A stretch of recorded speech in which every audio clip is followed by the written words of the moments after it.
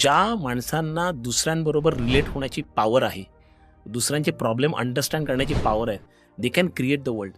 आपल्याकडे हल्ली कोडिंगचं खूप फॅड आलं, आता थोडं कमी झालं आहे, पण कोडिंग लहान 6वीतल्या मुलांना 7वीतल्या मुलांना कोडिंग शिकवायचे. का तर टेक्नॉलॉजी आली पाहिजे. स्टीव्ह जॉब्स बघा कसा झाला, मार्क झुकरबर्ग कसा झाला, त्याच्यामुळे कोडिंग शिकलं पाहिजे, इंजिनियर व्हायला पाहिजे.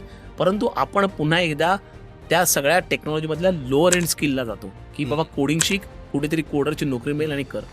परंतु हा कोड वापरायचा कुठे, ॲप्लिकेशन ऑफ टेक्नॉलॉजी हे समजणं अत्यंत गरजेचं आहे. आणि ॲप्लिकेशन आपल्याला समजलं तर त्याच्यामधनं मग आपण प्रॉब्लेम सॉल्व्ह करण्यासाठी 10 कोडर अपॉइंट करू शकतो. पण हा कोड वापरायचा कुठे हेच माहीत नसेल तर मग तुम्ही लो एंड जॉबच करत राहणार. बरोबर. तर त्याच्यामुळे पहिली गोष्ट म्हणजे एम्पथी, लोकांची रिलेट कसं होतं.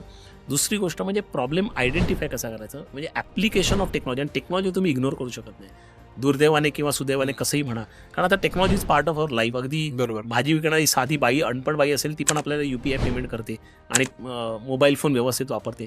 त्यामुळे टेक्नॉलॉजीचा वापर, not understanding the technology, the AIच्या आधी काय आहे, AIच्या आतमध्ये काय आहे, प्रॉम्प्ट इंजिनिअरिंग कसं करायचं, हे करण्यापेक्षा ते वापरता कुठे येईल त्या प्रकारचे स्किल्स मुलांनी आणि तरुणांनी करणं अत्यंत गरजेचं आहे.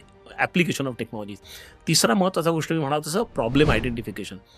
चौथी गोष्ट म्हणजे क्रिएटिव्ह थिंकिंग.